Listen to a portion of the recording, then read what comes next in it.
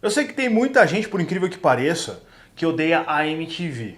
E dos muitos insultos que eu já recebi desses tiozão do rock, que se acha dono do metal, um deles é de que, você, né, falando de mim, você é geração MTV, não manja nada. Olha, meu velho, pra mim é um baita orgulho ter feito parte dessa geração de telespectadores da MTV. Afinal de contas, depois de assistir muita coisa ali, foi que eu me tornei editor de vídeo. E uma das minhas maiores influências é essa emissora. Então, ô truzão de merda, pra mim isso daí não é nenhuma ofensa, seu otário.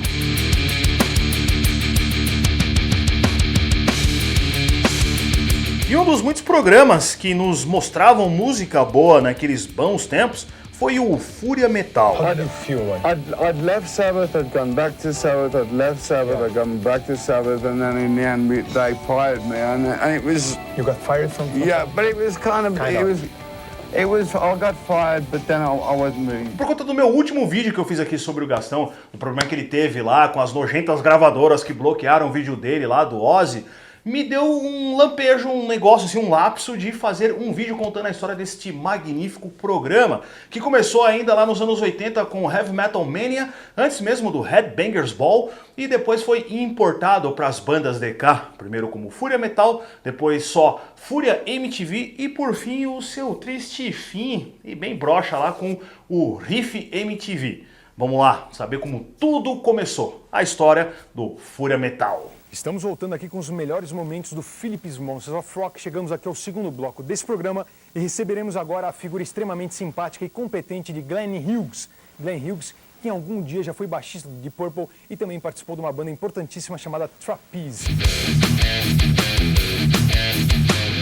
Ok, o Fúria Metal moldou o seu caráter rockerístico, eu tô ligado. Mas antes de adentrarmos nos anos 90, vamos voltar uns aninhos antes, um pouquinho atrás ali, e dar um pulo lá nos anos 80 na MTV do Tio Sam, onde tudo isso começou ainda em 85 com o Heavy Metal Mania.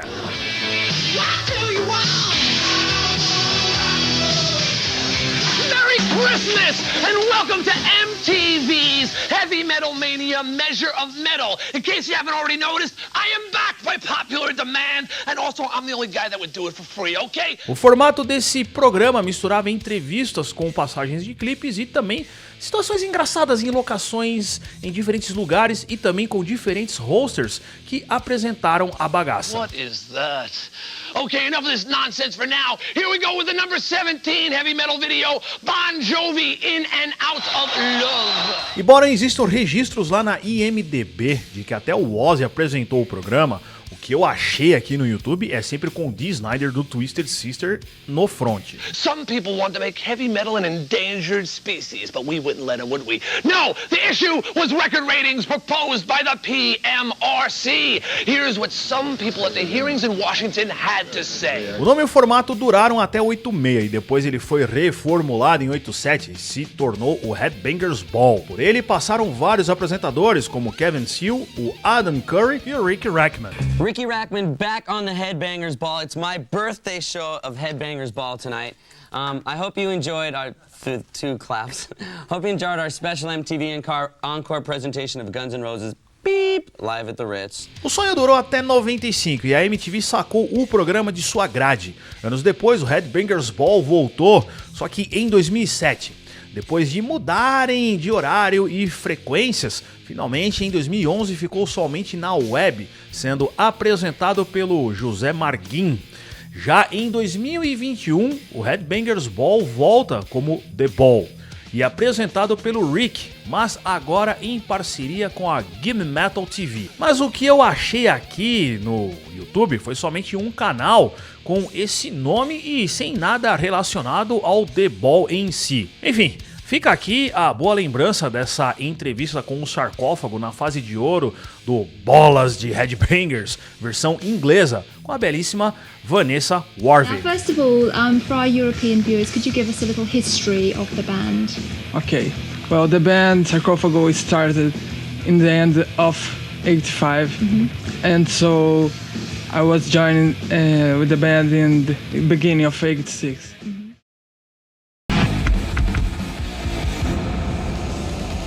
Fúria Metal está começando neste momento. Sentiu a grande presença de hoje, hein? 5 dias depois do consagrado 20 de outubro de 1990, o nascimento da MTV Brasil, o primeiro episódio do Fúria Metal foi ao ar. No fronte dessa empreitada metalística, o Mr. Gastão Moreira, que entrou na emissora de uma forma bem inusitada e impensável para um canal de TV mesmo naquela época. Eu tive uma epifania no terceiro ano da faculdade que eu tava muito entediado, porque eu não gostei do direito. E eu tive uma epifania, eu falei, viajar. Eu vou viajar. Eu vou me formar para cumprir uma função e eu vou sair fora, eu vou ficar 10 anos fora. E eu fui para ficar 10 anos fora. Só que nesse meio tempo, depois de 1 ano e meio, minha irmã ia se casar aqui. E eu conversei com ela, falou, se você não vier, eu vou te deserdar. Eu falei, tá bom, eu vou aí, vou ficar 2 semanas no Brasil. E volto, né? E volto pra Inglaterra. Tinha ingressos dos Rolling Stones, tinha casa, tinha tudo, tinha emprego e tudo mais. Foi exatamente a primeira semana de testes da MTV. Cara, que doideira. Então eu não sabia de nada, então é um negócio... Totalmente... Pra mim é uma mágica. Eu falei brincando, eu falei assim, eu vou lá. Nada acontece por acaso. Só coisa que eu acredito. Eu também Mas acredito. assim, eu sou obrigado a acreditar nisso, Regis, porque é impossível eu vir depois de 1 ano e meio e bater exatamente. Porque assim, quando eu tava voltando do aeroporto, com os meus amigos foram me buscar no aeroporto, eles ligaram o rádio. Primeira coisa que eu vi no rádio, a MTV está chegando no Brasil, vai fazer Se testes isso da acontece semana. num filme, você fala, não, cara, nunca ia acontecer Parece isso. brincadeira. Aquela coisa, né, filme que geralmente o cara liga a televisão, Liga a televisão. tá acontecendo a notícia. O cara tá sendo procurado pela polícia e tá falando... Parece exatamente isso, cara. E eu ouvi aquilo, eu ainda brinquei com meus amigos, eu falei, eu vou lá, eu vou ficar aqui 2 semanas mesmo, Tem nada eu vou a lá. perder. Eu vou lá. Só que quando eu fui lá fazer o teste no Aeroanta, inclusive, tinha 800 pessoas Eu fiz lá. o teste também. Você fez o Sério? teste? Eu fiz Você também. lembra disso? Fiz. 800? Tinha Era gente muita falando gente, inglês, tinha gente. modelos, tinha gente linda, tava o Dinho do Capitão Inicial. Só que eu entrei lá e falei, puta, eu vim aqui só de brincadeira. Só que quando eu fui entrevistado por um cara simpaticíssimo que me tratou muito bem, e era o Titi. Titi Tivita, era o dono. E eu não sabia. Só o dono. Era só o dono. E eu conversei com ele, ele viu que eu gostava e ele falou pra mim, você vai ficar aí ou não? Eu falei, eu tô indo embora semana que vem pra Inglaterra. Ele falou, fica. E eu olhei pra ele e falei, beleza, vou ficar assim. Tava indo embora, o Ari, que era um câmera, me chamou, era um cara que tava lá na produção, me chamou e falou, vem cá, o que ele te falou? Aí ele falou pra eu ficar aqui no Brasil. Eu ri assim, ele falou, sabe quem é esse cara? É o dono. Se ele te falou pra ficar, fica. Eu falei, cara, Você não levou a sério eu mesmo? não aí eu levei a sério. Aí eu cancelei minha passagem. Não, eu cancelei minha passagem e deixei pra... Olha só. É muito louco. Não é coincidência. Porque vamos supor que o câmera não te chamasse. Eu teria ido embora. Aqueles bons tempos em que os jovens roqueiros se interessavam pelo underground, a MTV respirava a cultura alternativa. Tanto que, cerca de 1 ano depois, o Gastão também pegou outro braço do rock e apresentou o Gastotal. Rafael, eu toquei numa banda chamada Detroit muito tempo atrás, uns amigos meus, que agora... E depois virou Spitfire, e agora é Detroit de novo. E agora voltou a ser Detroit. Como é que chama aquele vocalista? Que era O Flávio. O guitarrista é o Fabinho, que é muito bom também. E também ele passou pelo Clássicos MTV. Certa vez, em 75, John Lennon tá andando ali na rua e tal, chegou um cara assim pra ele que detinha os direitos autorais das músicas do Chuck Berry. Falou, John, vem cá, meu garoto e tal, sabe que você plagiou uma música, né, que é Come Together, imagina só, ele tinha uma música do Chuck Berry meio desconhecida, ele falou, Chuck, quando vocês compuseram aí Come Together, você simplesmente plagiou o Chuck, né, só que a gente não falou nada e tal, e hoje em dia eu tô te falando que eu gostaria que você pegasse umas músicas, eu gostaria não, foi uma forma de distorção, né, e falou, e eu quero que você grave umas músicas do Chuck, num álbum tipo assim, um tributo, mais ou menos, sabe? Então, John Lennon canta o sucesso do rock and roll, tinha um monte de músicas do Chuck Berry. O John falou assim, tudo bem, vamos fazer isso e tal, faço, gravou as músicas, só que não autorizou que elas saíssem em vinil. O que aconteceu? O cara ficou lá com o material guardado, falou, não sei, né? E lançou contra a vontade do John Lennon. John Lennon foi lá, processou o menino e ganhou. A real é que os anos 90 foram a fase de ouro da MTV, embora eu também goste muito ali dos anos 2000, mesmo sabendo que vários de vocês aqui odeiam esse período. Mas pra quem é editor de vídeo aqui, produtor de conteúdo, sabe, cara, que essa época dos anos 2000 aí, embora tenha sido meio decadente de fato pro rock e pro heavy metal, nesse sentido assim de entretenimento, experimentalismos de programas e produções assim, bem criativas, foi o auge, cara. Então, quem é da área do audiovisual sabe do que eu tô falando. Agora, sabe o que tá meio pra baixo e meio decadente também, cara? Essa tua barriguinha, esse teu shape. que tal melhorar o visual aí, antes do verão chegar, cara, tomando um ótimo suplemento da Growth, cara, de qualidade. Growth, uma das maiores marcas do Brasil. Se você usar o meu cupom lá, você ainda ganha desconto em preços baixíssimos. Por exemplo, esse whey aqui de 1 kg, meu irmão, fica R$ 69,90, cara. Você pega mais uma creatina lá, você gasta mais ou menos 110, 120 reais e consegue suplementar já e começar a treinar e cuidar da sua saúde, que é o que importa, além do visual, beleza? Então cola lá, cupom Caixa Véia, tá o link aqui na descrição, ajuda nós lá. Abraço! I think that each album that you release become more aggressive and more aggressive. Where do you want to reach? You'd have to ask them that, but I got a feeling we're just going to go in the same direction we've been going. You know what I mean? And we're going to, you try to apply, new, minor things that are different in you.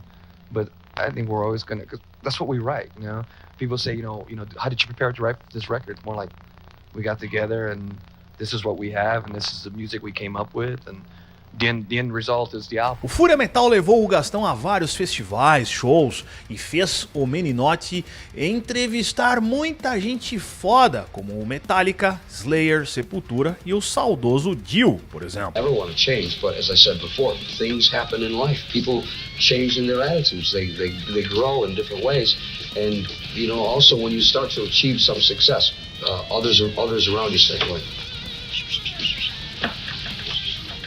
that kind of thing," and that makes it very difficult. Foram muitas as entrevistas, bandas apresentadas e valores rockerísticos introduzidos na vida de muitos de vocês aqui.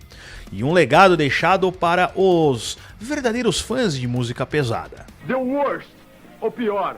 Veja só o figurinha na capa agora, atenção ao detalhe, tatuagem que o menino tem no peito, ou seja, é o filhinho que toda mamãe gostaria de ter. Mas em 99 o Gastão deixa a MTV, porém, junto com o Clemente do Inocentes, cria um programa tão ou mais icônico que o Fúria Metal, o Musicals.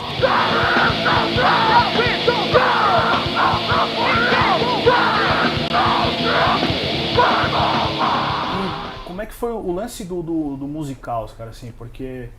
Cara, eu acho que depois que você saiu da MTV, né? E aquilo ali, acho que foi uma das coisas mais legais que eu vi que você fez. Você me deixa feliz assim. Pois é, cara, porque você fazia uma coisa que ninguém fazia pelo underground. Pô, 69 centavos. Tolerância Zero, lá de Dayatuba. New Metal brasileiro. Pois é, cara, com aquelas letras, né? Levou um Crisium, bicho. Então, mas aí tinha o lance que eu acho muito interessante, que assim, você botava uma... O Crisium tava no auge ali. Eles estavam no Conquerors naquela época, exatamente. Então, tava no auge, aquele disco... 2001, 2002... Foi a primeira vez que eu vi o termo Death Metal, foi basicamente por causa do Crisium. Tá vendo? Que foi quando eu vi no 89, Pepe Gonçalves, né, cara? Pois é, cara. E aí foi ali que eu fiquei sabendo o que era Death Metal, conheci a Kings of Killing, enfim. E aí você fazia uma coisa no musical que eu achava muito interessante, que é o lance de ter essas bandas que eram headlines, né, que eram bandas que já estavam estouradas, e colocava bandas underground misturado, cara. Que eu acho isso sensacional. Nenhum produtor de evento hoje, que tem inclusive cacife maior pra fazer isso, o cara dá importância. Ele até cobra da banda, o que eu acho um absurdo. Como é que iniciou, cara? E foi junto com o Clemente essa parada aí? Foi, eu chamei o Clemente logo no começo ali da ideia. Pô, ali eu tava com sede de gol, né? Tinha sido mandado embora da MTV, falei, vou fazer o programa mais legal que eu puder. Recebi algumas propostas de algumas TVs e optei pela mais legal que eu achava, que era a Cultura. Eu tinha uma proposta da Record, cara. Eu ia ganhar 4 vezes mais, daí eu ia fazer... Eu já estaria, né? Mas ainda bem que eu fui pra Cultura. Sim. Tentamos reproduzir um programa que já tinha existido, que era o Fábrica do Som, no começo dos anos 80, que no sentido de várias artes ao mesmo tempo. Então, enquanto a banda tá tocando, tinha um cara pintando, tinha um cara fotografando, tinha alguém fazendo uma performance ali durante... Aquele também do Manos e Minas, meio que seguiu essa linha também, né, de editorial. Né? O Max B.O. veio um pouco... Não, ele... seguiu a tradição um pouco do mais focado pro rap, né, pra cultura hip hop, mas foi não um descendente ali, mas foi alguma coisa ali gerada também junto com musicals. E a gente levou mais de 500 bandas, cara. É aquilo lá que você falou. Ó, a gente tinha a possibilidade, a gente teve carta branca da Cultura, que foi sensacional. E eu e o Clemente, a gente ia só peneirando, a gente pegava bandas que, sei lá, nunca tinham tocado em TV. Cachorro Grande foi a primeira apresentação, a CPM 22. A gente levou diversos... Sacou? Eles são meus amigos, cara. Sensacional, cara. E ao mesmo tempo a gente levava Luiz Melodia, a gente levou Premeditando o Break no mesmo programa do Ratos de Porão, saca? A gente levou o UK Subs, e a gente levou o Collery, a gente levou o Crisium e o Torture Squad, e pro outro lado tinha lá a banda de reggae lá do Maranhão, o Tribo de Jah. Então a diversidade, cara, a diversidade. Querem padronizar a arte hoje em dia com umas ideias erradas, certo? E padronizar a arte, eu acho que é uma facada na criatividade do ser humano. Porque o mais legal é que justamente a diversidade. Cada um faz as coisas de um jeito. E a gente queria provar isso. Depois que o Fúria Metal deixou o formato de apresentador / entrevista e videoclipes, ele passou a ser chamado de Fúria MTV e somente passava clipes no automático. E por fim, em 2001, depois de quase um ano sem um programa dedicado ao heavy metal, nasce o Riff MTV, apresentado pela Penélope Nobre. Bom, Ramones ao vivo era de babá, não tem pra ninguém. Absurdamente rápidos, pesados, vigorosos. O Riff buscava retomar o antigo formato do Fúria Metal, com entrevistas, coberturas de shows e videoclipes, porém era mais popularesco, por assim dizer. Sem a presença massiva do metal extremo ou bandas mais undergrounds e até da série B desses nichos mais pesados do heavy metal. O que muitos naquela época diziam ser a decadência do Fúria. E aí, vocês concordam? Comenta aqui embaixo.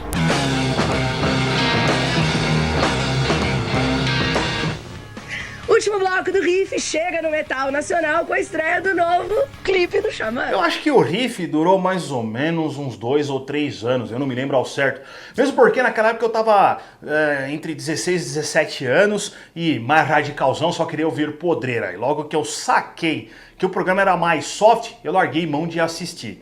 Mas no final das contas, a Penélope foi muito mais feliz em outros programas lá dentro da MTV, como o Ponto P. Já aquela época de pessoas interessadas em consumir coisas novas e underground, independentes, passou, cara. Essa época morreu. E os seus programas ficaram lá no passado e só resta as lembranças. E quem aqui no YouTube tenta viver só desse cenário do underground, tá lascado. Já o Gastão, como todos vocês bem sabem, tem o canal dele lá, o Casa Gastão. Confiram lá, ele tá com um novo projeto em parceria lá com o Dharma Studio, que é do meu queridíssimo amigo aí, Rodrigo, baterista do Corsos, em que eles tentam ressuscitar mais ou menos aquele formato ali do Musicals com bandas ao vivo. Então colhem lá no canal do cara e prestigiem lá este novo projeto aí que tá bem interessante e muito bem produzido aí, beleza? Antes de sair desse vídeo, dá uma sacada em outros vídeos que eu coloquei aqui. Acho que eu vou colocar um da MTV, a história da MTV, verdade. Então assista aqui para você entender como tudo se originou. Aguardo vocês lá, forte abraço, falou!